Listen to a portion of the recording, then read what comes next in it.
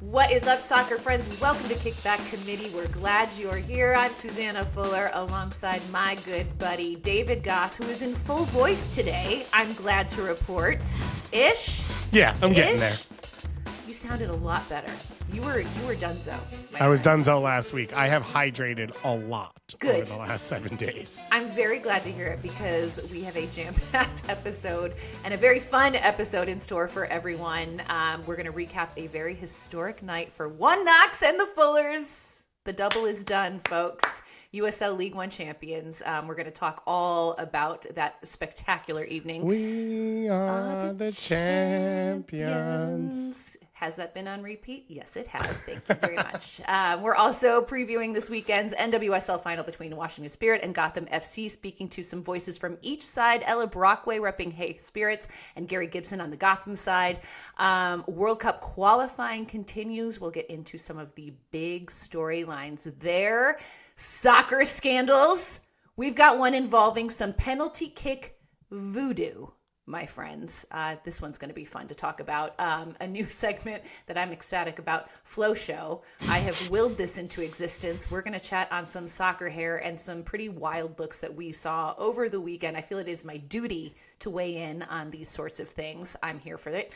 And of course, our 50 States of Soccer tour takes us to the great state of California. And it's a big one. Honestly, guys, I don't even know how. I give up. I literally give up. I feel like we could divide California into like 3 different states.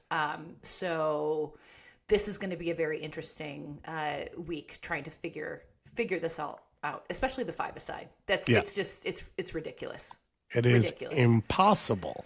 Impossible. But we're going to try it because that's what we do here on Kickback Committee. All right, let's get into it. As we mentioned, it was a huge weekend. Huge weekend for myself, my darling husband, Ian Fuller, as One Knox are USL League One champions. They beat Spokane Velocity 2-0 on Sunday in front of a record-breaking crowd for USL League One. 7,500 tickets were sold. Yes. This stadium was absolutely buzzing and rocking and shaking. I'm still kind of basking in this. It still doesn't really feel real, Goss. I'm like, did that happen? But they did the double. They won the Player Shield. They won the championship, and it's just what this has done for the city of Knoxville, for this club. It's unprecedented, and I'm just so over the moon happy for everybody involved and so damn proud of Coach Ian Fuller. I mean, what a job he's done in year one. So you obviously have a unique experience with this, but the unique experience, I think, a little different maybe than what we've been through in the past. And I think in the past for us, when we were at MLS Cups or big games, and, I went to see my friend's team in Vermont and all that stuff, the crowd and the atmosphere is like almost the biggest story, but you are obviously focused on what's on the field. But how big was it for you when you walked in and saw the crowd and felt it, that this is this thing that's been elevated to, everyone focusing on Ian's team at this level? It knocked my socks off. I mean, it was unbelievable because, they drew really, really well for the home opener back in April. And I believe that was, at the time, was a record-breaking crowd for USL League One. And then building up to the final the entire week, I kept seeing updates on social media that, this many tickets were sold. And then at one point it was standing room only. And I was like, man, this is going to be crazy. And so I gave myself plenty of time on the day to get in because I was like, you just never know what to expect. And it was buzzing. It was buzzing. I got there probably 45 minutes before kickoff and the place was already packed. And I have this little ritual that I do before the game. And I walk to the other side of the stadium for the national anthem so that Ian and I can see each other and kind of just give each other a little wave before the game. Oh, man. I love that. I had to claim a spot. There's usually no one there. And I was like, oh, crap, I got to muscle my way in here so we can I'm like, we got to stick to tradition. But it was awesome. It was so awesome. And one of the things I was telling you about in our pre-production meeting So you don't see it on the broadcast, but there are condo buildings that have been built on the perimeter of Covenant Health Park, and in the same way that Wrigley Field has like the rooftops, so people can watch the games from their rooftops. Every balcony, I swear to God, like people were just out on their balconies watching this match, and it was so cool. So when I was sitting where I was sitting right at the at midfield, and you look out and you could see people standing on the bridge, you could see the people standing on their balconies, flying the W flag, which is the iconic Cubs win flag. It was awesome. It was so loud. People were so engaged. I was blown away by the way the city turned up for this team. And I think what a game changer, right? Yeah. For a club. You experience that, and then suddenly, you want to keep going. You want to follow this team. Also, they're winners. People love a winner. So I think, it was just a really, really special moment for the club, for the team, for Ian, for me. It was truly overwhelming. It was awesome on TV. Like, sometimes the way the buildings are set up, you don't get the feel, you can't tell. And it's like you turn on, you're like, oh, this is big. This is exciting, even without being able to see the condos and all of that. And then after the game, it felt like the party of parties. Like it felt like people were just dancing in the stands the entire time. They were. Oh my God. I have goosebumps all over my body right now, even thinking about it. It was such a build up to that final whistle. You knew it was coming. I kept checking my phone, being like, the 4 minutes has got to be up now. Blow the whistle. And there was a few chances to make it 3-0. There were a few. Certainly. It was so electric, and the release that I felt when the final whistle did blow. I was with Ian, one of Ian's really good friends and former teammates, John Wilson, and I collapsed in his arms and just started bawling my eyes out. Just so overwhelmingly proud and surreal. I couldn't believe it. And then the owner of the club had so graciously given me a field pass so that I could go down on the pitch for the celebration. So I made my way down there, and I mean, I had to fight my way through, and nobody left. Right. People were still there for an hour after the final whistle blew because they wanted to be around for the celebrations. And Ian didn't know that I had made it down on the field yet, and I could see him walking, and he was looking to where I usually sit, and I walked up to him and I said, "Hey, coach," and he just wrapped me in his arms, and we both just started bawling. I mean, I was just ugly crying into my husband's arms, and it was such a relief. It's been such a challenging year, and to have this be this beautiful moment that we could both share, and I think it was just this huge sense of relief. And he has supported me while I have gone through all of my treatments, and I have supported him in his first year as a head coach. And it just felt like it was such a gratifying moment to be able to celebrate with him and hold him and tell him I was proud of him. And yeah, I will never, ever forget that moment. And then to see the players just celebrating their faces off and spraying champagne and celebrating with fans, everyone was it was just so happy. It was such a joyous occasion, and honestly, one of the best nights of my life, Gus. It's the Hallmark movie.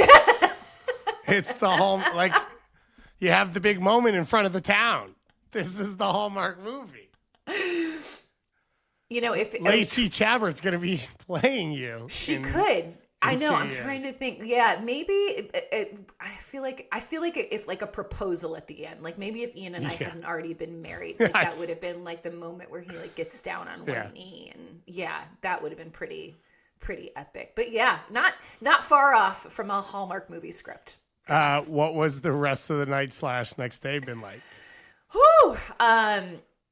So we stuck around for probably like an hour and a half after, and just, thanking people and chatting with owners and supporters. And the team had arranged a big party at a restaurant not far from the stadium. And Ian was like, you know what, that's for the players. He was like, they don't want to celebrate with the coach. He was like, yeah, but he's a cool coach. He is a cool coach, but he was like, I want that to be for them.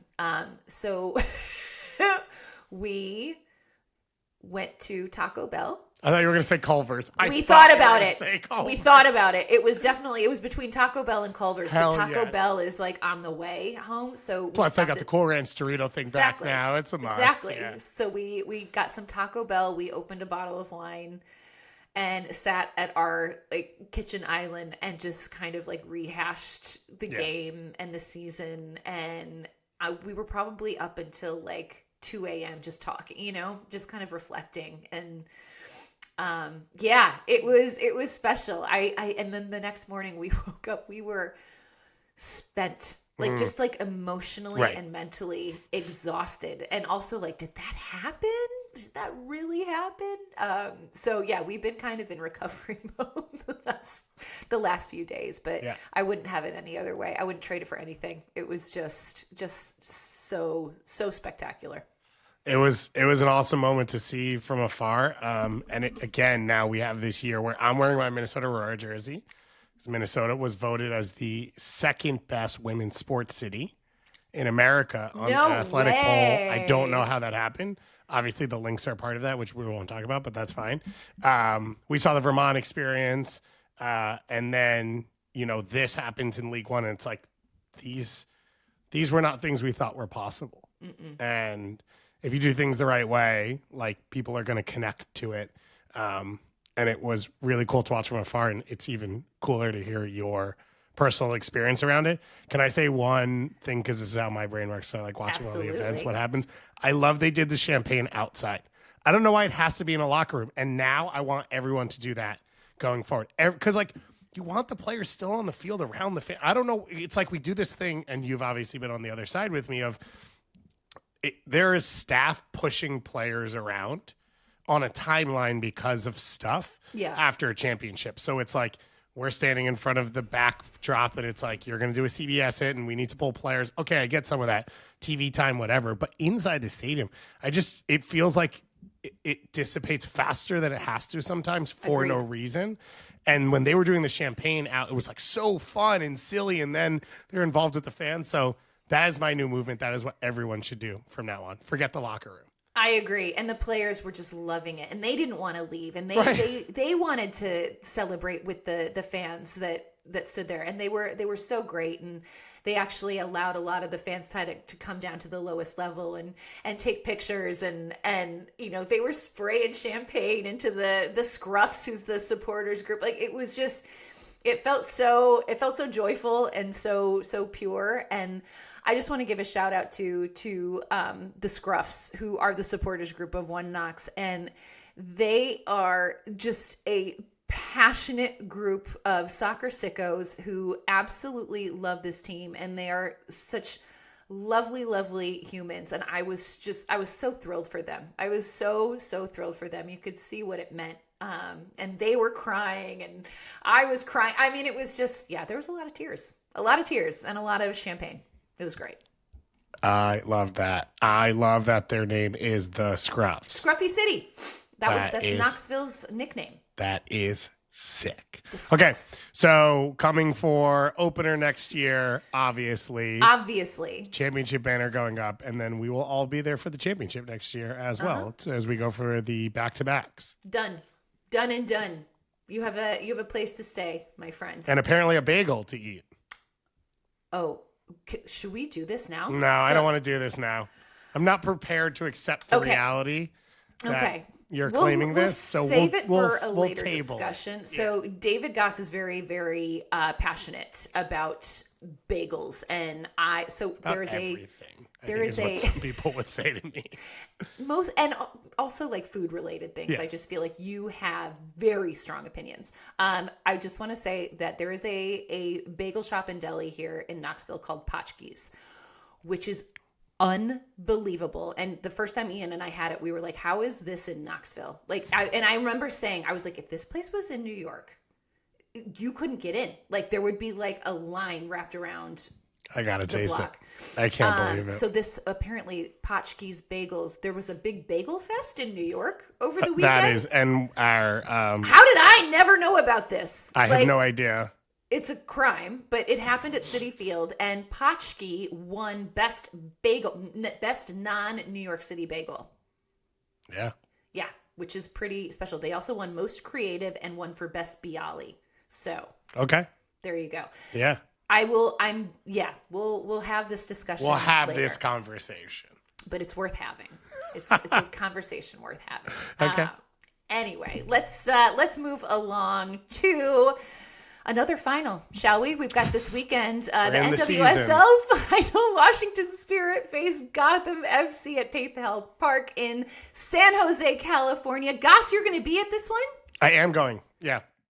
I will be in the building for fun. So if anyone's... And our dear producer, Douglas, who is a diehard Spirit fan. He will be having more fun than me and less fun than me at the same time. Goss, you caught up with the producer and the host for Soccer Over Gotham, Gary Gibson, to take the temperature of the Gotham faithful heading into this final. So let's take a listen to that conversation.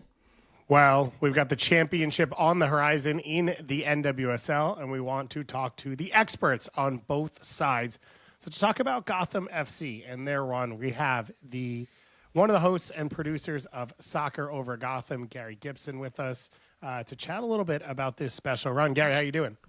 Doing well. I'm ready to go. This is an exciting week. Can't wait.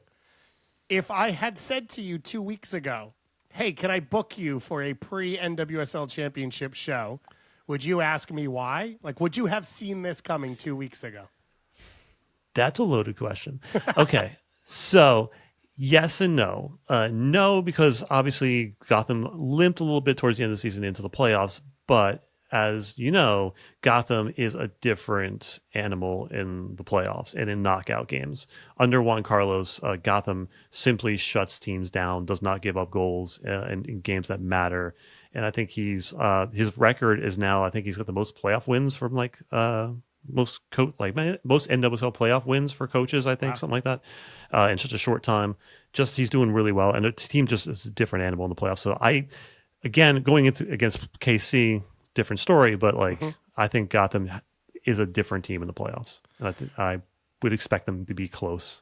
So then what do you make of what this year was? Because I've had some commentary about it, and myself and Jordan Angeli talked about it for a while on SoccerWise on Monday, and I said this year was sort of, to me, like a half rebuild, but then you make the championship run. Are they a little bit early? Is this delayed from last year? Like, what is the feeling about what now is occurring? Okay. Quick jump back 2 years ago. So 2 years ago, Gotham built probably the oldest roster on record, and they won the championship with the oldest roster on record. And then they shed a lot of players, and they brought in a ridiculous roster of starters from top to bottom, and players that were on the bench for Gotham could start for almost any team. And we were saying that all season, like this bench is ridiculous. So the end of the season comes, all those players, they should be starters in other teams, and then they go off and become starters in other teams. So Sam Hyde's playing for Portland. It's just and on and on and on. And we lost 2/3 of the roster almost. And people were thinking okay, maybe there's something wrong at Gotham. Why are these players leaving? We lost Lynn, we lost Crystal, a bunch of players. But Gotham went out, spent a lot of money, brought in a really, really good roster, and it just seemed like this year it was just too many moving parts, too many new players in, players getting injured, coming in and out of the lineup. So there really wasn't a team that coalesced, and Gotham really started to get healthy towards the end of the season. Esther was back, Rose was finally back. We ended up getting Katie Stengel, Jaden Shaw. So I think it was just like a project that was building and building and building, and finally it seems like the team has come together and is playing together as a team. So this is, again, you can call it a rebuild, but it was just kind of a project that built throughout the season. And what do you think the feeling is for them in terms of now you're an 8 seed in a championship game, but they have been the low seed making a championship run before of what this opportunity means? Gotham is not an 8 seed. So I think that going in as an 8 seed, people didn't have the expectations that they should have had for this team, because this team is not built like an 8 seed. And especially given Gotham and Juan Carlos's teams in the playoffs and in knockout games this year, winning the W Champions Cup this year as well. I think there was a little bit of a misnomer about this team. They're just as good as any other team. And as you see, they went into KC, took care of business. So maybe there was a chip on their shoulder. Maybe because teams are, all the commentators are writing them off. But they went in there, they took care of business, they locked in, and they treated it as just like any other game. And yeah, they pulled it off. And then they went to Orlando and pulled it off there as well. You mentioned Juan Carlos Amoros, his success with this team. What is the fans' sort of view of him? What's the external feeling of him? And what have you seen watching him work up close? He is an elite coach. And I think the things that he does really well is he experiments during the season. I'm not saying he doesn't take it as seriously as he should, but he pulls players in and out of the roster. He does something that, if you look at KC and you look at Orlando, those are teams that had a starting 11 from game one to the playoffs. It's the same starting 11. They don't really give their rookies and their other players chances to play. But with Gotham, Juan Carlos always will give a player not just a game, he'll give them a run of games. He'll give them 3 games here, this player 3 games here, and it gets them up to speed. So when the playoffs happen, when injuries happen, those players are already locked in and they're ready to go. So when you look at KC, when Shawinga's out, it's okay, who's going to fill that spot? We don't know. Or who do we put off the bench? Yeah. They had to play a player who was on an injured MCL because they don't have the players and the depth built up. With your Gotham, Esther's not there. Okay, Katie Sangel's going to be in and she's going to do a great job. So I think Juan Carlos does that really well. And he also manages a ridiculous roster. I mean, you're talking about Roosevelt, Emily Sonnet, all these high-end players, and they're all playing for each other, playing for the team. And that's not something we've seen here at Gotham and Sky Blue over our history. So he's a great coach. He has a very set style of play. It's very unique and it's very aggressive, and he doesn't really change his style according to other teams. He kind of just pushes teams and says, "Okay, you're gonna have to react to us." So and it's worked out for him. And I think the fans like him a lot because he's personable. He's very thoughtful in his answers. And if you we joke about having him on the podcast because we'll probably get 3 questions answered in 25 minutes because the guy because he's long, thoughtful answers to every question. So he's a personable guy, seems to have the team locked in, and I think the fans are 100% behind him. You said this isn't a normal 8 seed, but they've been tested, 0-0 in the 96th minute, 95th minute in Orlando against Marta and the reigning champions, even with the injuries they had. And then this special moment from Jaden Shaw. What do you make of that game winner? And then we could talk about the save from Ann-Katrin Berger and just the finish to that game as a moment in history for this club. Speaking of Gotham fans, we are used to drama, and drama. If you go back to the championship game, I mean, the game is well in control. And then, of course, the game has to get Mandy, our goalkeeper, gets thrown out. We have a defensive midfielder in goal. It's they just cannot do something and just last week, one of the high spirit podcasters put out a post. Andre said that was a perfect game for us. We took care of business and we moved on. I'm why can't Gotham do that? They always have to just when you think something's good and just talk about this game in particular. Jaden Shaw scores this amazing goal, and you're all right, we did it, amazing. But of course, that's not the end of the game. Marta plays the ball, long ball in. Berger has to make this amazing save at the end. It's we just can't get a break. They just love drama, and I just want them to win one game, just regular game. 1 goal in the first half, 1 goal in the second half, and let's just move on with our lives. One of my favorite moments of drama in recent history was the playoff series last year between Gotham and Washington. As you said, Gotham ahead, give up the late goal, can't make it easy, end up losing. But the tension between the two teams felt real. And I know maybe there's been, for some fans, angst about NWSL trying to create a rivalry or push the rivalry. But coming out of that and now playing in a final, like, what is the Washington spirit to Gotham?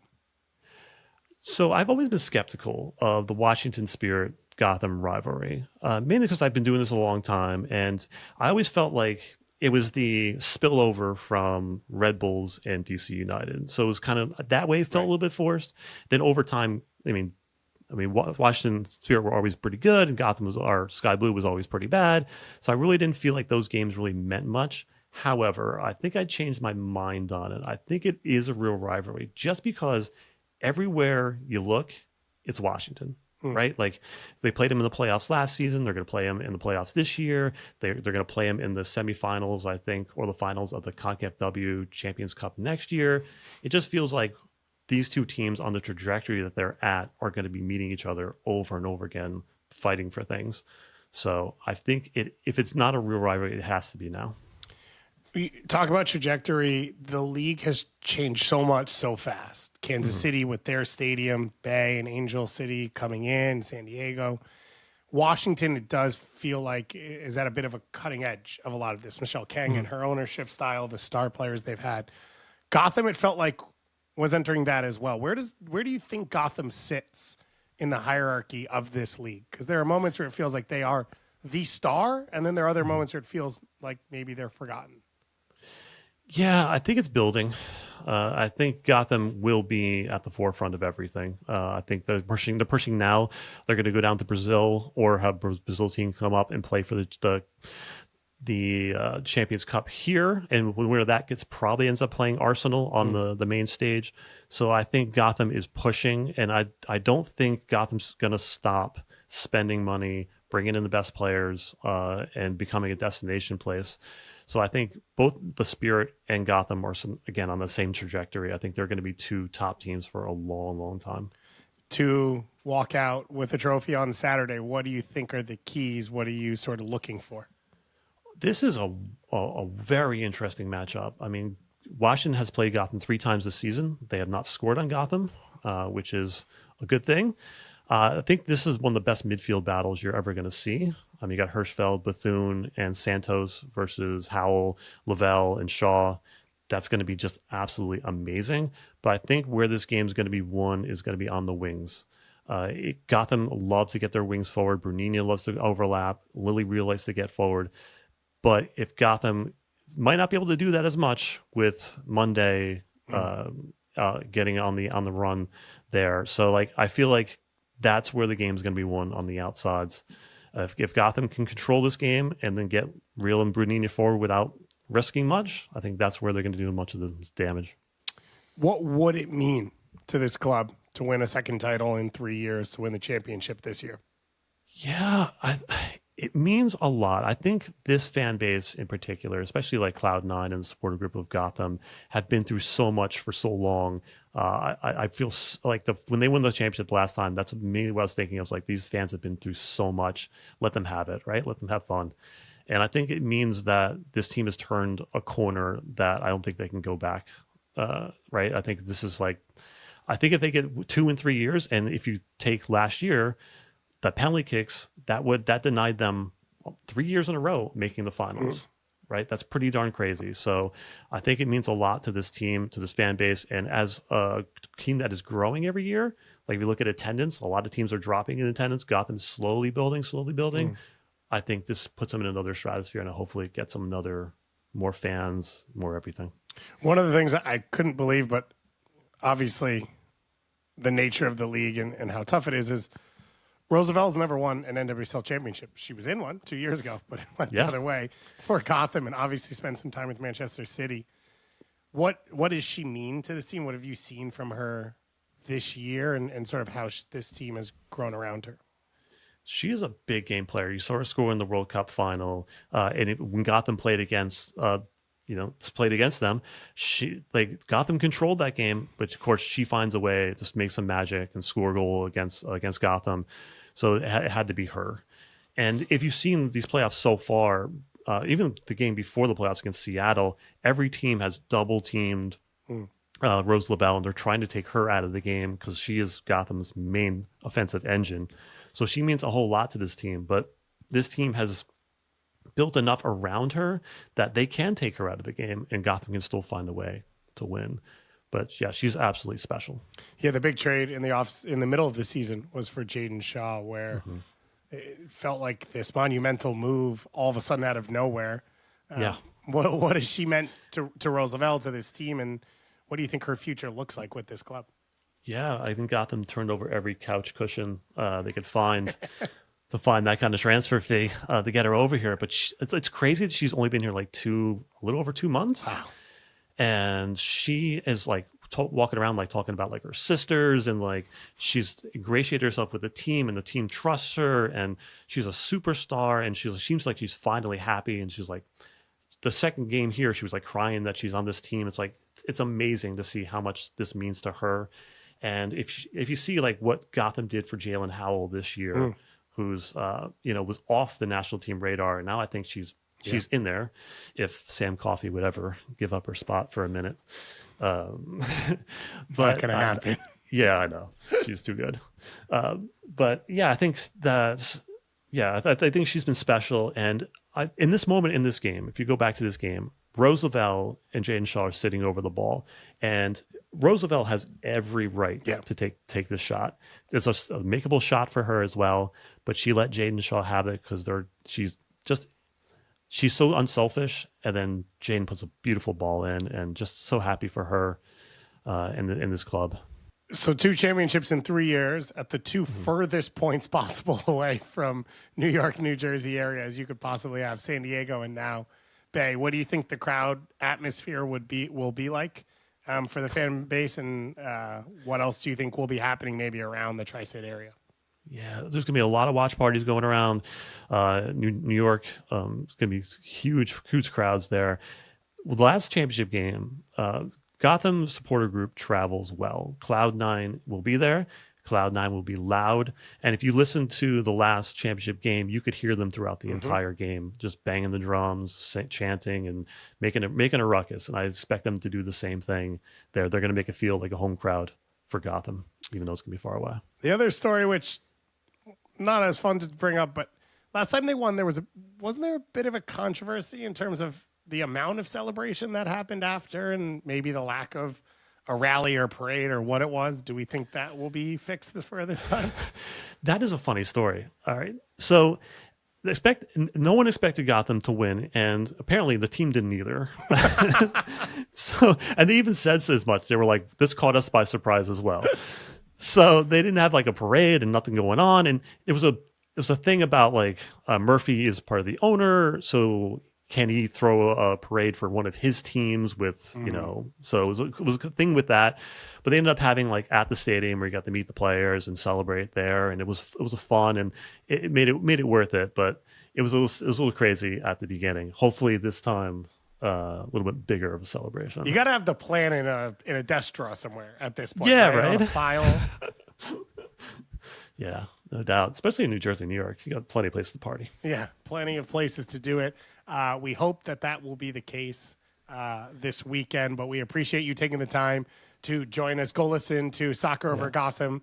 If you get an opportunity, your preview, I know, dropping very, very soon, and I cannot wait to listen to the shows next week as well as we come out of it. An unbelievable season, an unbelievable playoff run. So thank you for taking the time, Gary, and good luck. Yeah, we're hitting episode 150 next week, so hopefully celebrating 150 with a championship. What a perfect way to do it. Right? Roosevelt loves a good gift. So, it's a great opportunity. But thank you so much. Yeah. Always good to talk to you. Thanks for having me on. And yeah, anytime you need to talk about Gotham, I'll do it. Even if it's 2:00 in the morning. We love talking about Gotham, but we're also going to talk about the Washington Spirit. So we've got Ella on from the Hay Spirits that we're going to go to right now. Ella Brockway, welcome to Kickback Committee. It is great to have you on. How you doing today? I'm great. Thank you so much for having me. I'm honored to be here and chat. It's a big weekend for you and all Washington Spirit fans. Another appearance in a final for this team. Their second consecutive season making it this far. Third time playing in a final. On the wrong side of it last year. We won't talk about that. But Heading into this final against Gotham, I would argue that you guys are the favorites, being the number 2 seed. So how confident are supporters of this team feeling heading into this final? Yeah, I think you could feel that the Spirit wanted the semifinal against Portland, and they didn't want it in just the sense of like, we want to win this game no matter if we have to play another 120 minutes and go to penalties or go to extra time. They wanted to kind of get it done in 90 minutes and then seal their trip to the final. And they did just that. They played a really dominant game against Portland, and probably one of the most dominant and complete showings that I've seen them play in the past 2 seasons. And I think they are heading into this final with a lot of good energy. And last year, the Spirit had a great regular season and got derailed by injuries down the stretch. And I think the feeling heading into last year's final against a really good Orlando Pride team that had all of its top players available was kind of like, the Spirit can, make it a good game, but they're missing a lot of injured players, and I just don't think there's that same feeling this year. We saw, as I said, a complete dominant performance against Portland. We've seen this team be able to beat some of the top teams in the NWSL this year and prove its worth as a top team in the NWSL. So I think there is a sense of confidence, and there was definitely excitement last year, but there is more excitement, I think, heading into this year's final. That excitement last year, though, led to, I think, one of the great nicknames in North American sports, which is Rowdy Stadium, Audi Field, that has become this fortress. So 4 playoff wins across 2 years in that one stadium. What is the lore of this building, and what is the, what 2 weeks ago as the playoffs were coming, was everyone like, we do it again? It has been really special to watch what the Spirit has been able to build since it moved to Audi Field full-time in 2023. And I do think that last week's game had a sellout crowd of 19,365. The previous playoff game before that also hit above 19,000.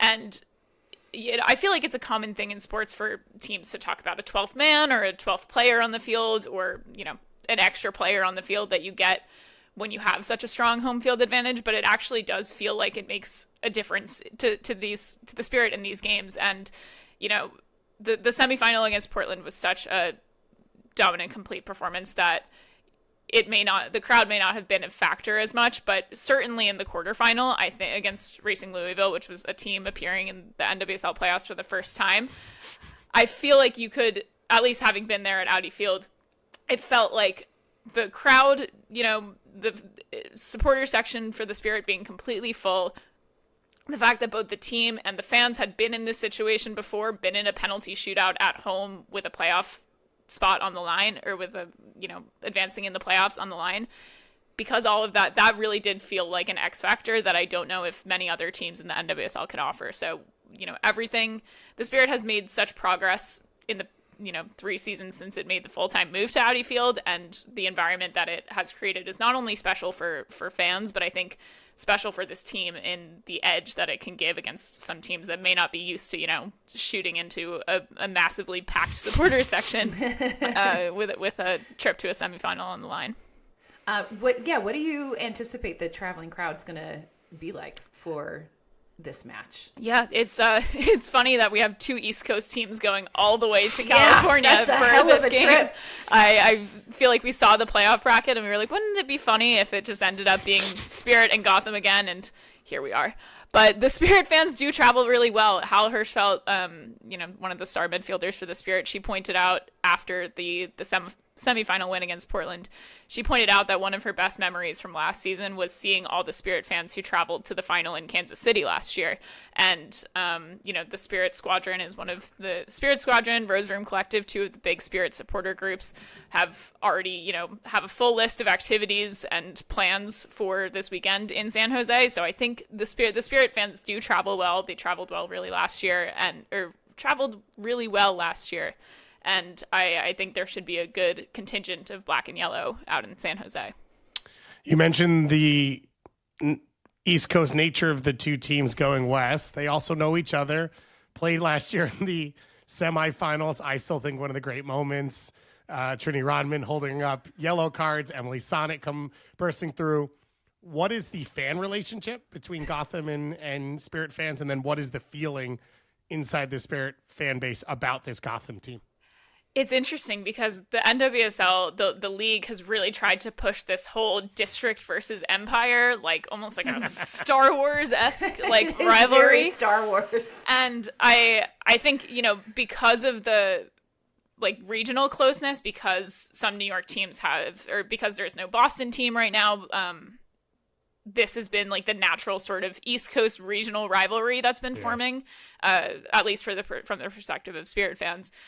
So in that sense, it is a rivalry, but whether or not most Spirit fans would call that, the chief rivalry of the Spirit is, I'm probably not the one to make that decider. But, we talk a lot on Hey Spirits about, I think, the rivalry with Orlando is pretty solid, especially like Gotham, a team that the Spirit faces a lot in each season.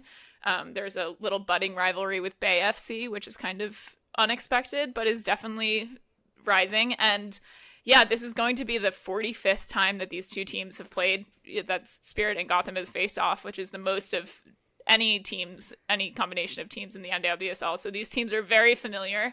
And I think if there's an edge for the Spirit, it's that the previous 3 times these teams have played this season, they've looked incredibly different. And, the Spirit has managed so many injuries, so many player absences this season, that those previous 3 games had completely different combinations of players, completely different uses of personnel. And it almost feels like, at least from the Spirit perspective, this will be just like a whole different game than we saw in April, than we saw in even October. You mentioned all of the pieces that have been in and out, and everyone's going to ask us, so we're going to ask you about the big one, which is Trinity Rodman came in in the 89th minute of the last game on the same day that some hack reporter said that there's a chance that it could have been her last time ever at Audi Field. So take me through, first of all, what Saturday was like for the Spirit community going into the biggest game of the year with that news, which wasn't new, but felt very all of a sudden concrete, and then expectations of how available she could be for this team. Yeah, I think there has been, even before that reporting came out, there has sort of been a knowledge amongst fans this whole season that this could have been, that this last game at Audi Field could have been Trinity Rodman's last for a while with the Spirit. And the fact that this contract is up has kind of loomed over the whole season, even when, she was absent for almost 4 months while she addressed her back injury.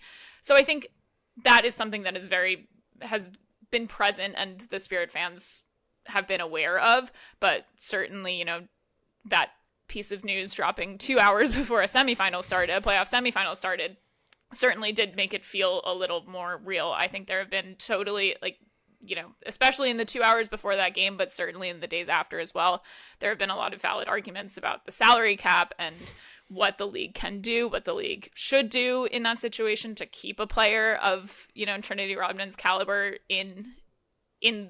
not just in Washington, but in the league as a whole.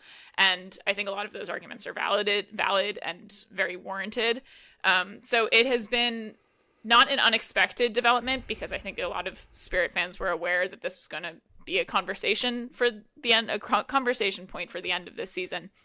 And, if that 5-minute appearance that Trinity Rodman made in the final minutes of that semifinal, if that was it at Audi Field for the time being, then I think a lot of Spirit fans would think that it's been a great run. She came in as a rookie and has just been climbing up the ranks of, global soccer since. She's broken through with the national team. She's helped the Spirit to now 3 championship match appearances in 5 years, and that's an incredible run. And I think she's become a beloved player by this fan community who, she's also shown a lot of love back at them. I think after the semifinal on Saturday, she took a camera and just did a full lap around Audi Field, going right into the fan section, going, making a whole almost victory lap around Audi. So, we'll see how much she's able to play in this next game. I think she said post-game that she didn't want her first minutes back after an MCL sprain that kept her out for a month. She did not want her first minutes to be in a final. So the plan was always to play a little bit in this semifinal. So we'll see if she's able to start. I probably wouldn't think she starts, but I would assume she would be able to come off the bench for probably, a larger chunk of time than she was able to do in the semifinal. And she's, certainly even at half speed, 3/4 speed, she's certainly such an asset and a threat to any opposing team. Right. She's unbelievable. And I think, when you look up and down the Spirit roster, one of the things that has struck me all season long is just the depth. There's so much depth on this team, which I think is probably one of the key ingredients in this secret sauce that they have been able to produce this season. But just very curious to get your take on why you think this team has gotten this far. What has been the secret sauce for the Washington Spirit? I think you're spot on about that depth. I think, this team obviously entered this season with a lot of high expectations for itself, having made a run to the NWSL final last season. But between injuries in the first half of the season, which, we always joked about it, but at some points the Spirit's injured list was long enough to field a whole starting 11 on its own, and probably a pretty good starting 11 that some other teams would be jealous of. And they made it through the first half of that season, calling on its depth, calling on players, from Gift Monday to Sophia Cantore to Courtney Brown to, all up and down the line of players who've made contributions. And, it was thrown another wrench with a mid-season coaching change when Jonah, which happened so long ago that people almost forget that it happened this season. Completely. But, Jonah Giraldes left to coach Lyon, and Adrian Gonzalez stepped up to become the head coach. And I think when the season resumed after that summer break, the Spirit sort of just picked up where it left off. And what's so impressive about this team is its ability to sort of, plug places when a player like Trinity Rodman is absent, or a player like Croy Bethune is absent, or Rose Kouassi, Tara McKeown, all down the line. There are players who can step up when needed, and a system that has been built in a way that, allows for those sort of seamless transitions between players, between personnel. And I think when you keep building and building and building throughout a season like that, you can be rewarded with, a complete performance like we saw in Saturday's semifinal. And it feels like everything the Spirit has been working towards really came together in that game and, might continue to come together in a final. There has been this love affair with Michelle Kang as the owner of this team and fans, and the investment she has put in, the way she's accelerated the team, and then the sport overall. Huge donation to U.S. Soccer, as well as buying teams overseas. But then it felt like there was a bump in the road when Jonathan Giraldes did leave to go coach a different team under her.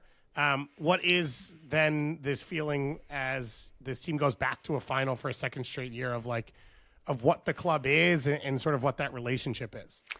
Yeah, I think there was a lot of, valid questions after that mid-season coaching change. I think there was talk of, is there a pecking order between teams in Michelle Kang's ownership? She owns Lyon, as you mentioned, in France. She owns London City Lionesses in England. And I think for a lot of this year, there has been clear movement on whether that's in terms of progress for training facilities or initiatives for stadiums or, player signings, especially when London City was making a ton of player signings before the English season started.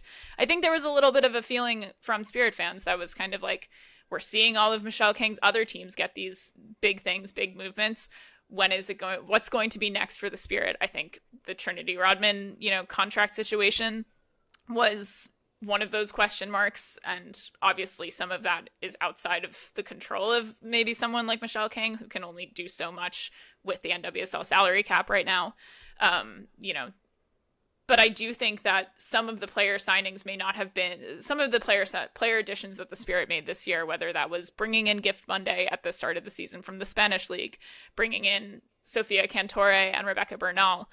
Those are, may not be as flashy signings as a team like London City made, but they are the signings that have helped the Spirit get back to a second final. And, I think seeing we have heard that Michelle Kang has been very upfront about, wanting to increase Spirit marketing in Washington, wanting to put a lot into the business side to make sure that these games, get 15,000 crowds of 15,000 during the regular season, get crowds of 19,000 during the playoffs.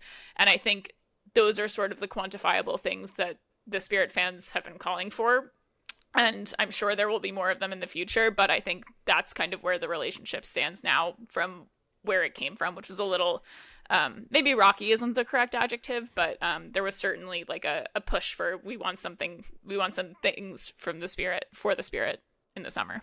I was going to say, we talked about Trinity Rodman, obviously, and you mentioned a lot of the big additions.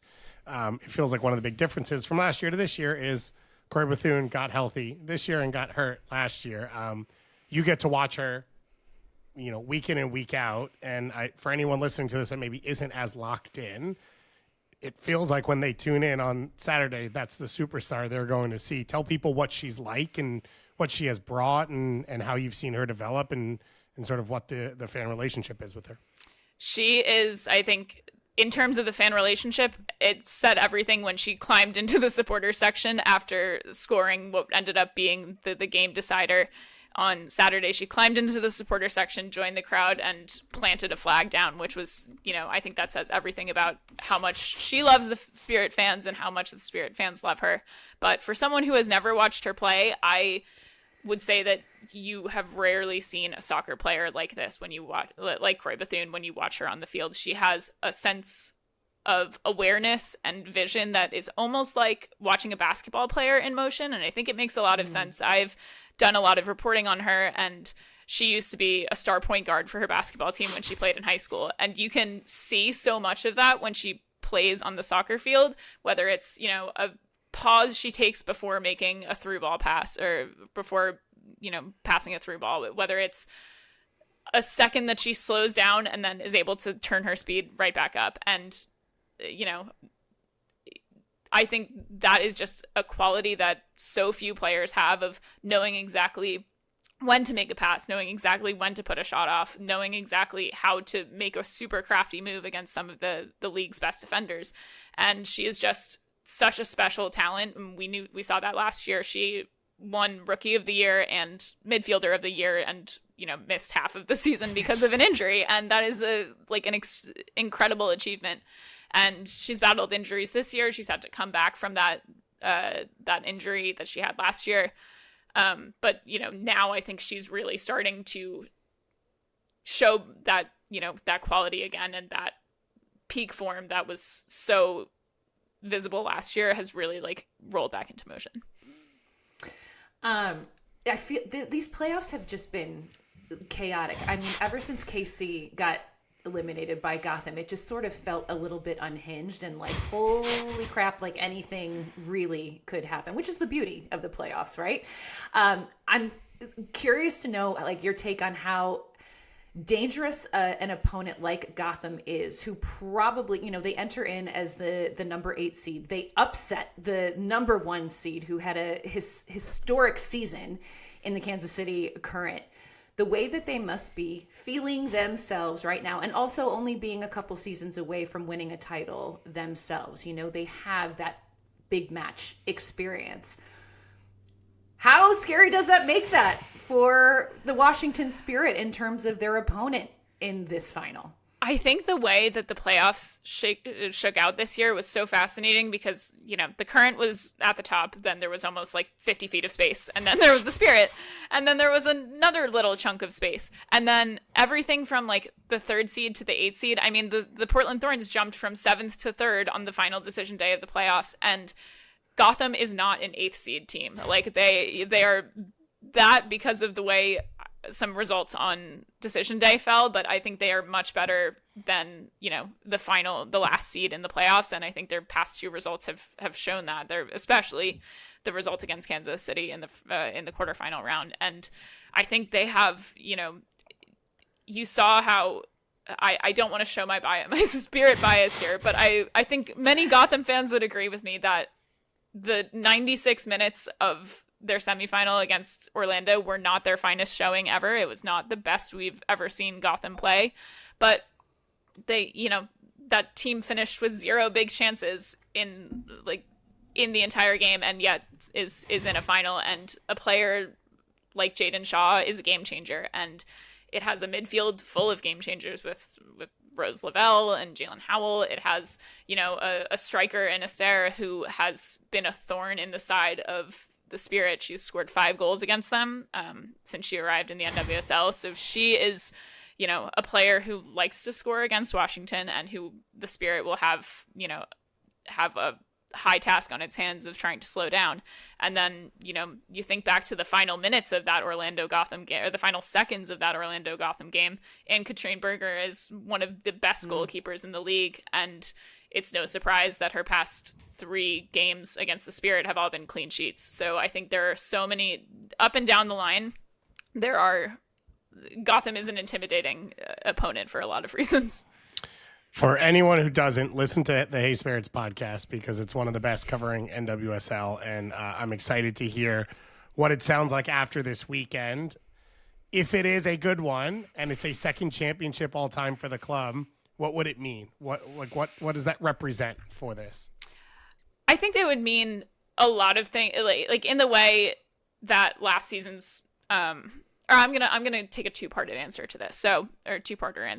I think, in one sense, this is the Spirit's second year in the final, second year with a second place finish in the regular season standings. And I think the Spirit team has almost flown under the radar behind, last year it was a historically dominant Orlando Pride team. This year it was a historically dominant Kansas City Current team that was setting, records for wins and points and shutouts. The Spirit has always just kind of been lurking in second place behind those two, historically dominant teams in the history of the NWSL. And I think if it can finally break through in the final this year, it would, prove that the plan that this club has in place for growth is working, has worked. And, even if you don't even if you don't win the Shield and set a points record, there are ways that you can still, win the title at the end of the season. So that's one part. And then I think also, just for this city and for Washington in this moment, it has been a challenging year. It's been a challenging summer and fall, specifically for DC and the DC area, from the, going back to the summer when there was a federal surge in policing under the Trump administration, and the increased National Guard presence in the city, to, the federal shutdown, the government shutdown that just happened this fall. I think it's been a challenging time for this city, and the Spirit has been able to be a beacon of support and trust and joy for this city in a really tough time, in a tough past 4 to 5 months. And I think if this team, like this group specifically in this year, in this moment, could get a title, it would just be, the conclusion to a fantastic story of what this team has been able to bring to the city and what the city has been able to bring to this team. I think the special thing about this year is you've really seen engagement. The fans have always loved the players, but this year it feels like we've really seen that go the other way too. That engagement from the fans from the players showing their support for the fan community, and for the people who have been showing up at Audi Field this whole season, and for the Spirit's whole time in this area. And I think that would make this year particularly special. Amazing. Incredible insight, Ella Brockway. Thank you so very much for taking the time. Enjoy the final. It is going to be insane. Thank you so much. Big thanks to Gary and Ella for joining the conversation. Goss, after hearing everything that these two experts had to say, like, how do you think this is going to go, this final? It is Washington's game to lose, but not in a stress way, because KC was the favorite coming in before. It's one of those special situations where one team, if they do what they could do, they will win. Right? That's not always the case when you get to a championship. Yeah. It's, okay, here's X factors, here's elements. I don't know which way it'll go. And I think that's really exciting. I thought it was interesting that Ella said, like, this team's kind of gone under the radar, even though they haven't. Like Trinity Rodman, Michelle Kang, it's all big, but they have not been the biggest story in the league at any point over the last 2+ years. So now it's like, it's kind of cool that it's their chance to be elevated. And I think on the Gotham side, I'm excited because while the season was not what it should have been throughout and they come in as an 8 seed, they figured out who they are again. They are back to the team that they were 2 years ago, in the middle of that. Okay, we're going to be Team USA Superstar squad last year, which wasn't bad, but didn't make it to the final stage. And I think now you look at it, a team that understands their identity a bit more. So I probably wish this wasn't at Bay, just because the two teams so close to each other, like anywhere else. And there's probably more of a fan base there, but I think there'll be a cool neutral setup. Like it feels like it was actually voted the number one women's soccer market ahead of Minnesota, with the way the Valkyries have played and what they brought in, all that type of stuff. So I think it'll be cool. I think it'll be a great. I think it will be a great game to watch, because if they're not open, I want tenacity and tension, and this has that. You've got a lot of individual battles that will be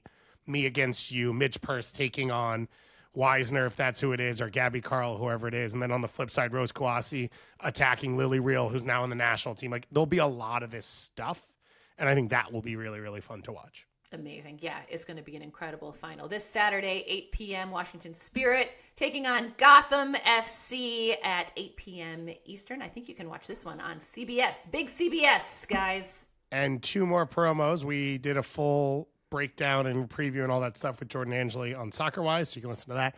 And on Friday, well, sorry, not on TV. If you're in market, on Friday, the Skills Challenge is happening. I believe it's on TV on Sunday. Jordan is broadcasting it, and Brianna is competing in it. No way. So it's full kickback committee coded for you. Representation is strong at the NWSL final. Love it. Love to hear it. Okay, guys, let's chat some World Cup qualifying, shall we? Yes. Moving along. So the World Cup qualifiers are rolling on. More and more teams are punching their ticket to 2026. We'll start in Europe, where we're going to say a big congratulations to Norway. Erling Haaland, finally going to feature on the international stage. They beat Italy 4-1, and this is going to be their first World Cup appearance since 1998. Erling Haaland is obviously, Gus, like such a recognizable name in the soccer world. Like, World Cup success, how much does that elevate him even more if he's able to have a good tournament? I think it's huge. I think it's that stratosphere that some players never get to scratch, and you look back on history and you're like, yes, everyone knew at the time this player was elite, but they are not in the history books the way others are, because something they couldn't control, right? Like, you think of a George Weah, who's first African to win Ballon d'Or, all that, but like Liberia was not going to World Cups, and so he is not maybe spoken about the way a Zidane is, or a Platini, or, a Beckenbauer, whatever. Like, the World Cup has this one moment that everyone will know you from. And yes, Haaland will have his moments in his career, but like, this is a big one. And I don't think I realized how big of an underdog Norway was, like, forever. I guess if you had asked me in abstract, I'd be like, yeah, there are good players that have come there. John Arne Riise, like guys like that. They have clubs that play in European competition. They haven't been to a Euros since 2000, and they've been to 3 World Cups ever. Yeah, that's wild. You would absolutely think, based on just like you said, like the caliber of players that have come from there, you would think that they would have been involved in more international competitions, but they're not. They haven't. And so this is, we're going to get to see it in 2026, which is going to be super, super fun. We've got, let's see, all the big dogs. No real surprises. Germany, Portugal, Netherlands all secured their qualification. That's like, okay, yep, we knew that was going to happen. Right. But can I tell you the best thing I saw this weekend in terms of World Cup? Is it the best thing everyone saw this weekend? Holy moly. Ireland's dramatic 3-2 win over Hungary keeps their World Cup dreams alive. They haven't qualified since 2002. It has been a minute. And Hungary is also one of those teams that has some quality players. And all they needed was a draw in this one. At home. And Troy Parrott not only scores a hat trick, but finds the winning goal in like the last gasp of stoppage time. I mean, it could not have been more dramatic if you scripted it. And my favorite part was seeing the scenes from Ireland on social media, people like watching in pubs or at home and just like crying. It was wild. I saw so one of the players on One Knox, Mark Doyle, is from Ireland, and his girlfriend Rebecca I saw her before the match, and this had happened earlier that day, and I was like, oh my God. I was like, how about Ireland? She's like, it's a good omen. It's just a good omen for tonight. She was freaking out. I mean, it was just very, very cool. But that was awesome. I mean, those are the things that you love to see, especially in World Cup qualifying. And they beat Portugal the game before at home. Portugal had nothing to play for, but like that historically is not a guarantee. So just to get to the point of it being competitive against Hungary was massive. And Troy Parrott had both goals, I believe, against Portugal in the game before. So scored 5 goals over the course of a weekend and changed the trajectory of his country's history. This is why we're really enjoying this, because this is the positive of the expanded World Cup stuff, is like these opportunities for countries that haven't been here in such a long time or never have. The Cape Verde stuff, the Suriname stuff, Curacao we're hoping as well, potentially coming up later tonight. So like all of that is really, really exciting. And I think this Ireland story sort of went right into it. They are not there. No, they still have to win. Is it playoffs. in March? There's a Yes. playoff in March? Yes. So there's a UEFA playoff coming, which will qualify 8 more teams or 6 more teams. And then there's an intercontinental playoff, which I believe will be in Mexico. And the draw for those will be like in a week, which is very, very random and has been popped in there on a calendar somewhere, not connected to the actual draw for the World Cup. So, so that's something to watch out for, because we're going to learn what the paths look like for all of these teams. There's actually a movie, a feature film that came out about the O2 team, because in this, I don't really have great memory, but I think Roy Keane, they were in South Korea, and I think Roy Keane flipped out and the team kind of fell apart. That checks. Yeah. And I think someone made a feature film about it where the main character is Roy Keane. Wow. Okay. Add that to my Yeah, I think it list. like just came out. Amazing. How did our Faroe Islands? They did not beat Croatia. They did not. No, they did not. Yes, it was a 3-1 loss for the Faroe Islands. It was always going to be a long shot. Yes. I was pulling for him. Hey, However. Competitive. Not that exactly. Croatia had anything to play for, but competitive. Exactly. What else did you like about these recent World Cup qualifiers, Goss? What else did we see? The latest thing we saw was Iraq in a 2-leg playoff against United Arab Emirates for the last playoff spot for an Asian team, which I believe is the last playoff spot overall to be decided. They won at home in Basra on a 90th plus 16-minute penalty kick. Wait, 90th plus 16. Yeah, so 106 minutes, but not in extra time, even though they were tied at 1-1 and it would go to extra time. Whoa. And I don't know why. I was just going to ask, why was there that much? I couldn't get the broadcast up. Everywhere I checked and everywhere I tried, it kept going down. So I have no idea. And I have not seen anyone say why. But it was, they went down 1-0, tied 1-1. So that first leg was 1-1. And then scored on a penalty. It was the final kick of the game.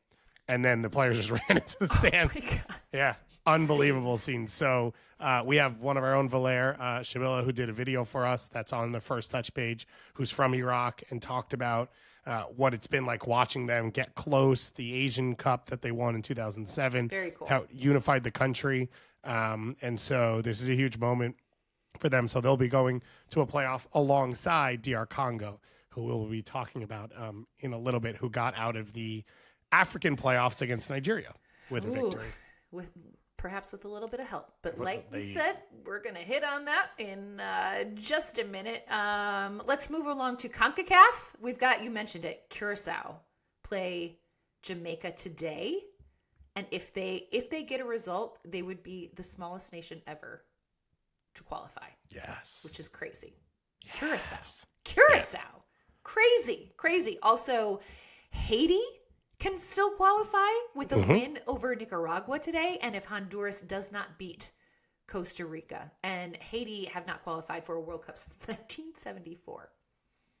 Yeah, it Crazy. is. And again, I've been to a lot of Haiti games in the U.S. across Gold Cups and friendlies and all of that, and the crowds are always great. So that would be really, really cool. I mean, most of these CONCACAF teams have great fan bases or are not that far and could have people come.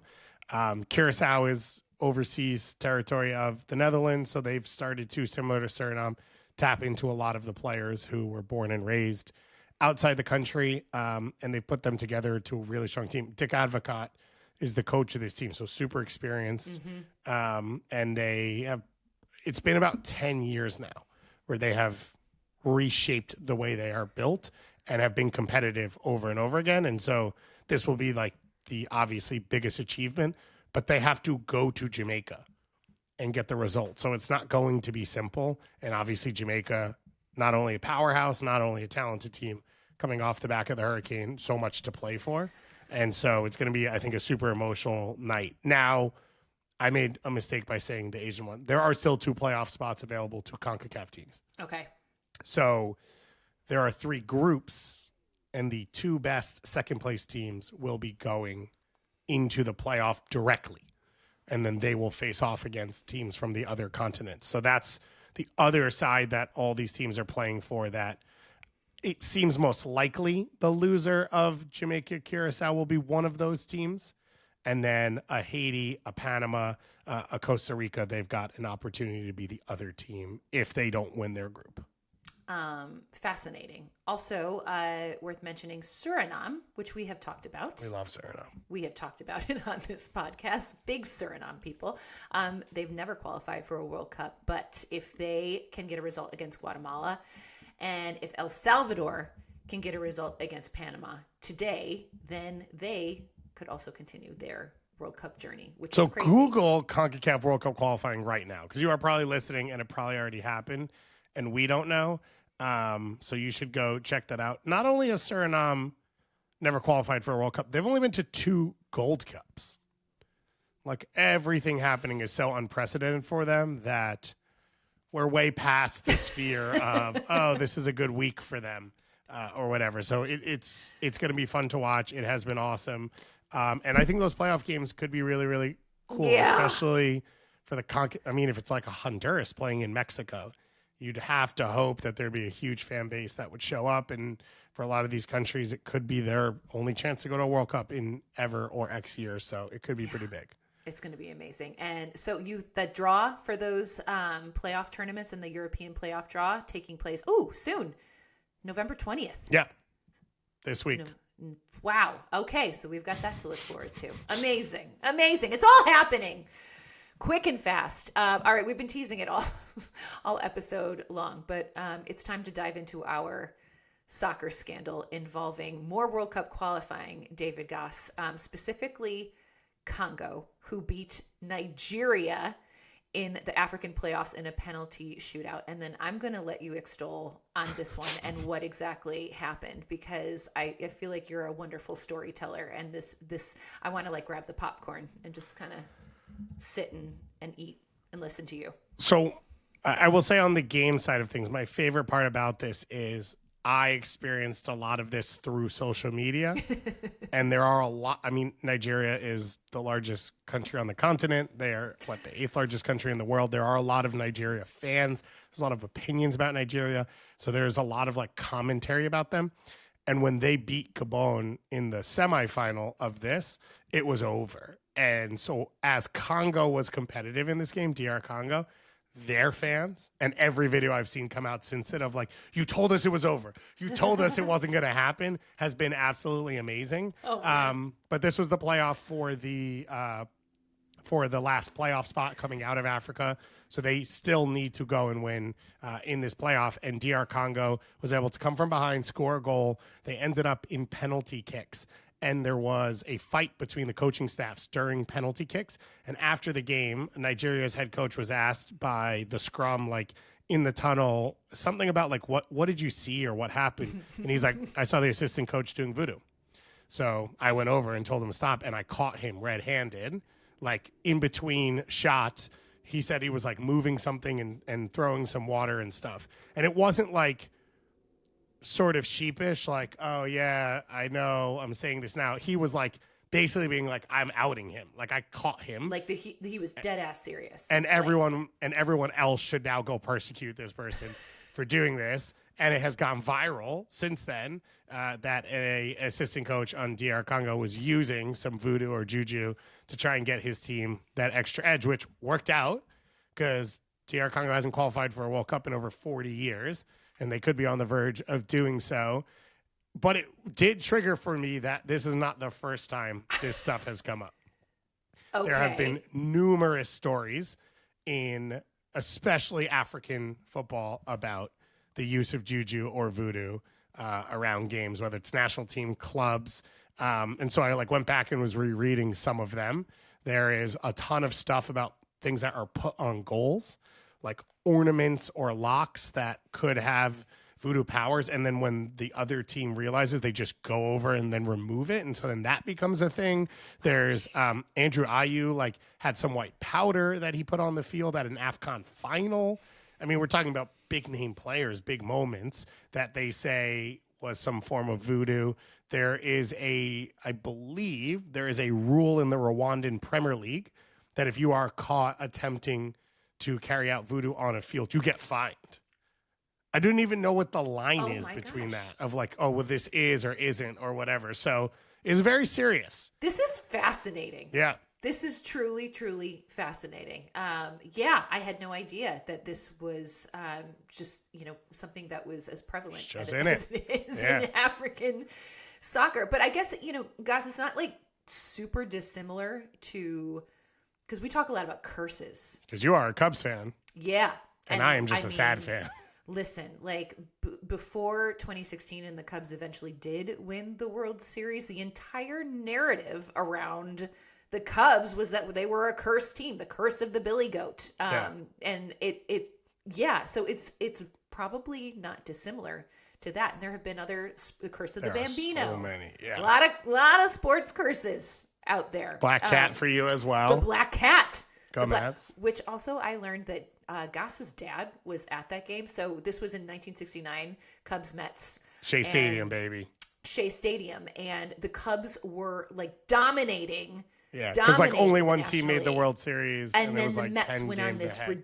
ridiculous run. Yeah, the Cubs were 10 games clear. And then the Cubs lost 10 games and the Mets won 11 games in a row. And one of those games, a black cat came into the batter's box and at ran Shea in Stadium, front of some player. And ran in front of the batter and then, left. And David Goss's father was present for that. So, another curse. There you go. The one we learned about when we had this conversation before we recorded is there was a curse at the Detroit Lions that they traded some guy named Bobby Lane. And he was like, you guys aren't going to win for 50 years. And the Lions have not won. This was 1958. And the Lions are a pretty sad franchise. But they've been better over the last 15 years than they were. They were good, very good last year. Yes. So the Matthew Stafford years, Calvin Johnson, and then now in the Dan Campbell years. And it turns out that 50 years was 2009, and they drafted Matthew Stafford in 2009 as the number one pick. And he went to the same high school in California as Bobby Lane and lived on the same block. That is wild. Mm-mm. There is no way that is real. Mm-mm. So it happens everywhere. Yeah. It really does. Man, interesting times, but this is I'm into this. I think we got to keep our eyes open for more. I'm here for it. More voodoo scandals because I'm here for it. And the Etsy witches, right? Isn't that a big thing now? People pay Etsy witches to do Etsy witches, yes, to do curses for them. Spells. They cast spells. Yes. And I think what was the most popular one? Every playoff run, I feel like now, maybe it was the Blue Jays. Mm-hmm. I'm trying to think what other sport was before that. Maybe it was an NCAA tournament thing or something. One got really popular. And, I mean, business is good for Etsy witches. Business is booming. Whatever it takes, guys. Yeah. I want my team to win. It's all, do you remember Major League, the movie Major League? Unreal. Great movie. Unreal sports movie. But we watched it recently when my parents were in town. And the character Pedro Serrano worships voodoo, and he's got Jobu, and he worships Jobu so he can finally hit a curveball. Yes. And he cannot hit a curveball. Jobu is not helping out whatsoever. And at the end of the game, he basically says, "Fuck you, Jobu. I do it myself." but it's Voodoo. There you go. We've seen it. We've seen it before. Sports and Voodoo. It's going to be a whole new segment for us on Kickback Committee, and I very much look forward to it. I'm also looking forward to this next segment because this has been a long time coming for me, guys. This is you. I'm sit back. So when I was working at MLS, I actually pitched this. It's called the Flow Show. It's a soccer hair show. I am deeply passionate about soccer hair. It is one of my favorite sort of like cultural things about the sport. I'm fascinated by it. I love talking about it. And when I worked at MLS, a sponsor came on board. It was Sports Clips. And they were looking for content, like sponsored content. And so I literally created a deck for Flow Show and pitched it to Sports Clips. They loved it, and then like nothing happened. And so I should have told me this before. Would have been out pitching. I know. So I was devastated, and I have had this on my brain for many, many years. Now we're giving it away for free. You know what? But this is for the committee. The people need to know. The people need to know. Yeah. Also, we're on board. If a sponsor wants to come on and take this on and sponsor Flow Show for the committee, I need a hair sponsor. We'll take it. Yeah. We'll take it. We will. Anyway, welcome to the Flow Show. I'm your host, Susannah Fuller. I've been wanting to say that my entire life. Thank you very much. We're going to chat on some pretty incredible looks and flows that we saw over the weekend in the world of soccer. And we're going to start with Julian Ryerson, who plays for Borussia Dortmund, but was on stage on the international level for Norway, debuting a cheetah look. Animal prints are neutral, is what you told me. They 100% are. They 100% are. And this is not the first time, by the way, that we have seen this. Dennis Rodman, as many will recall, he was very flamboyant with his hairstyles. And when he was with the Chicago Bulls, he rocked a cheetah look at one point. This is a higher quality of cheetah print, though. Much higher quality. Like, this is very meticulously done. Yeah. That's what I wanted to point out, was that this is like very precise and actually looks like a cheetah print. It's pretty incredible. But Shanice Van de Sanden of the Netherlands rocked this look at the 2019 Women's World Cup as well. So there's clearly a precedent here. And my big thing with this look is that if you are going to put a cheetah print on your head, like, you better be, number one, like the fastest guy on the pitch. Like, you need to. You got to be the cheetah. You got to be the cheetah. I didn't even think of that. Literally have to be the cheetah. And I looked into his stats a little bit, and I was like, okay, he's a fullback, so if he's like running up and down like that, there's an entirely good chance that he is a very fast player. He does have good speed. Great. Not the fastest though. Also, he only had a 6.1 FOTMOB rating against Italy in the game that he debuted. Well, he was getting targeted. So he was getting poached. I just don't know if the performance sort of like validated the cheetah hairstyle. I think that's very fair. I will say, because you had told me about it, I hadn't seen it. Mm-hmm. It's better done than I thought. It is shocking at first, but it melds into the background faster than I would. It blends in more than I would have expected. It definitely does. The execution A+. Like, whoever his stylist is, like, well done. You did this beautifully. But yeah, I don't know. I think you really have to live up. You're setting such a high precedent if you're coming out with the cheetah print, like. And I don't know that our good buddy Ryerson lived up to the hype. Anyway, there's that one. Okay, next up. We're going on the women's side of thing. Esther for Gotham FC. Much flow. A lot of flow, a lot of dreadlocks. And for me, Goss, this I don't know how much I can say. It's problematic for me. It's a little problematic for me. Also, Esther, she's never been, she usually just kind of wears like the very middle part basic, slicked back bun or pony, like nothing like this. I don't know what's happening here. Like, is there an and the second round of the existential playoffs is crisis a going on? bold time to just go for it. Yes. She's also been hurt, so she hadn't played. So she went from questionable to not playing to everyone turning on the TV at the same time. And they were like, who is that? Who is this? What is happening? What is happening? It was a choice. Yeah. It is a bold choice. And I just, knowing what I know about cultural appropriation, I don't know that this was the best choice. I don't know that that's what she was thinking about. I'm going to guess not. I'm going to guess that wasn't on her wavelength here. It looks heavy also to me. Like, that is a lot. There's a lot. It's a lot to carry around. And I'm like, is that really, the best thing for optimal play? I don't know. I don't think so. So this is a big fail for me, Goss. And I love Esther as a player. She's amazing. But we'll be fascinated to see what it is going to be happening on Saturday at the championship. How do you think her teammates reacted when she I have no shows idea. up? I have no idea. Like, I would just be like, okay. Listen, you take big risks, you take big swings. Sometimes you're going to get a hit. Sometimes you're going to miss that curveball. It's a really big swing. Someone else who took a really big swing now this is facial hair, but this qualifies for the Flow show, just so we know. One Knox head coach Ian Fuller. Wow. Rocking what I think to be just an absolutely elite with the jacket. Mustache. He looks like a World War I reenactment.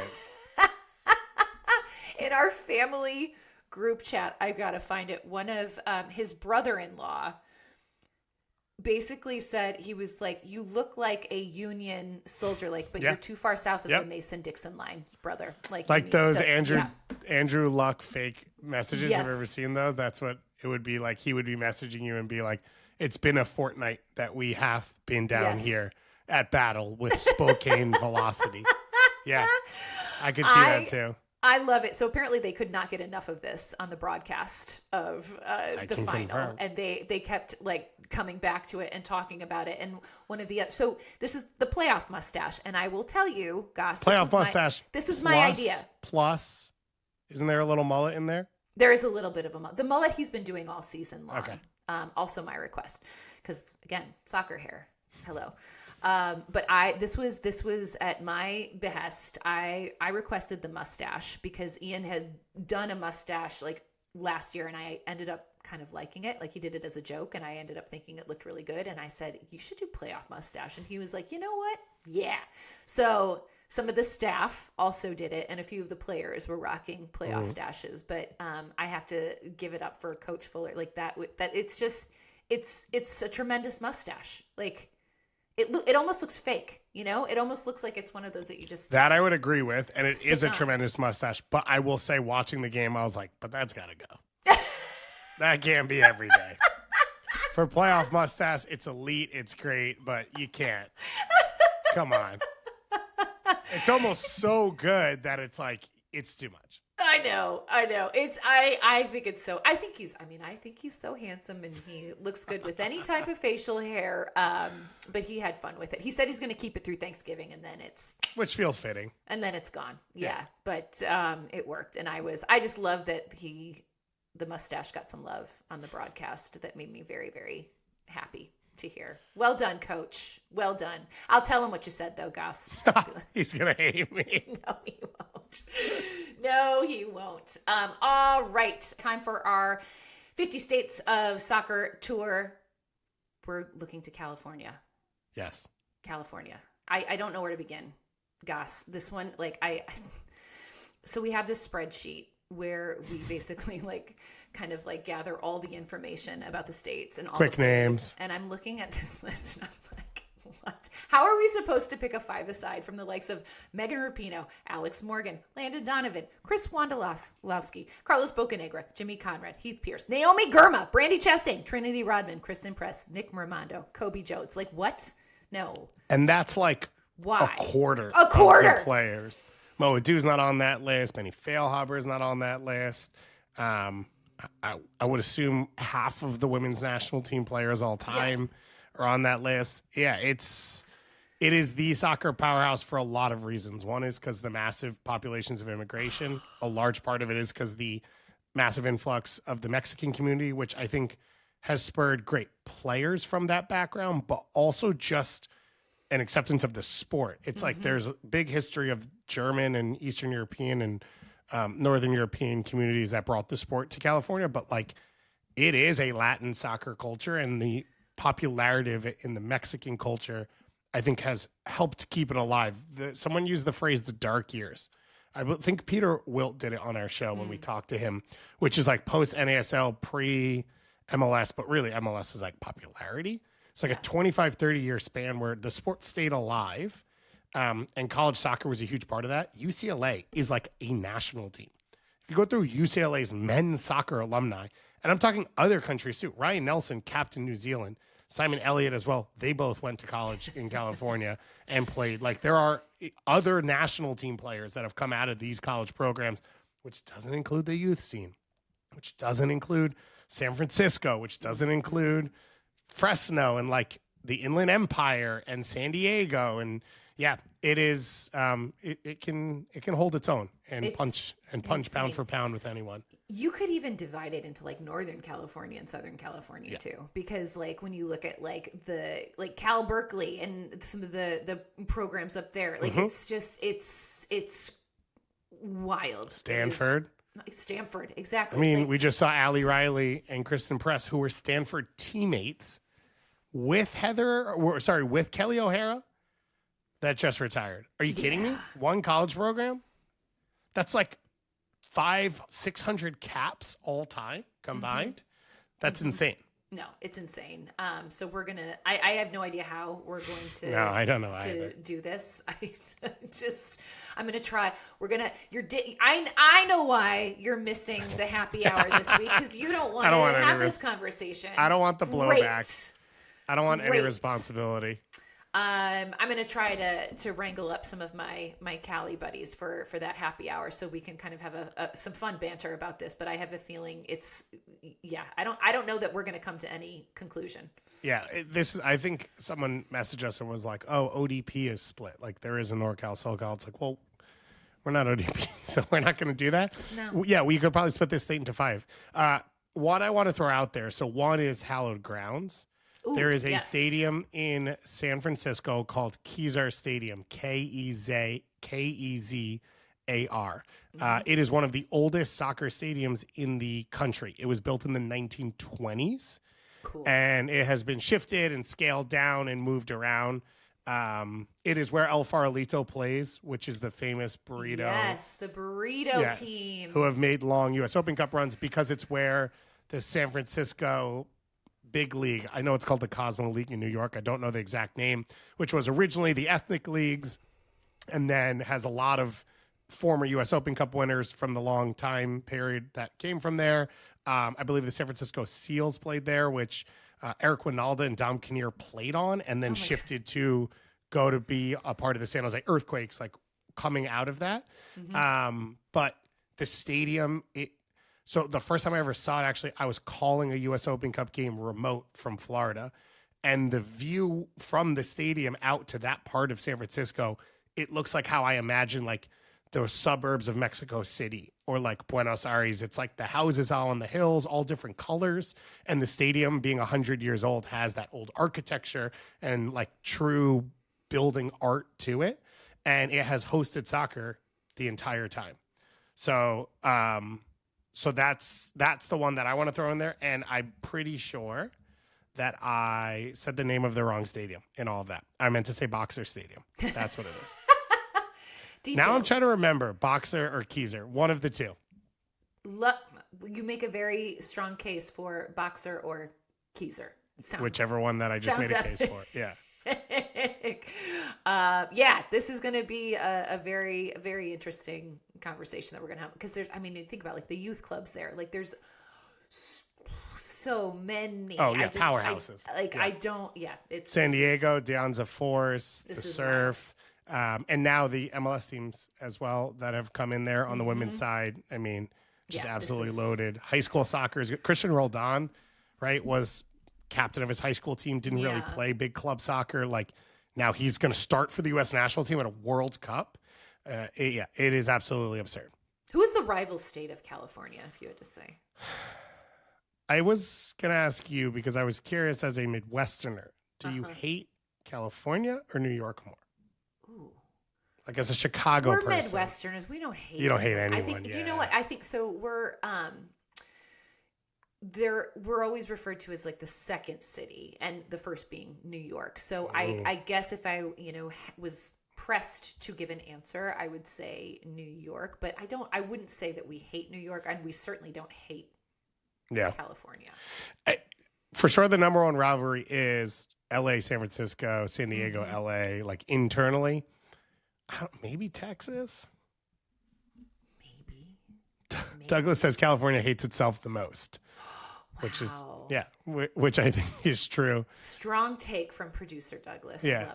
I love it. Yeah, I don't know, because I'm trying to think of like, it borders so many states. Right. So, I don't think in Arizona or Utah. I don't think the Yeah. Pacific Northwest counts. So Like, my guess would be they would say Texas or New York. Okay. New York was what would be my inclination, because I don't think in this case it has to be a geographic. But rival. they have been named by every other state. That's and true. it's literally the meme of I don't even think about it. Callie's just like, whatever. Yeah. Whatever, guys. That is going to be fun. And I will be there. Very jealous. Very jealous. This is going to be. So where are you going to be during the NWSL final? I just bought tickets to be up in the stands. My wife is coming. Meg coming with you? We're going with some Awesome. friends. We went last year to Kansas City. We had such a great time. That's great. And we went 3 years ago to DC. So this will be 3 of 4 years. We missed the San Diego one in between when Gotham won it.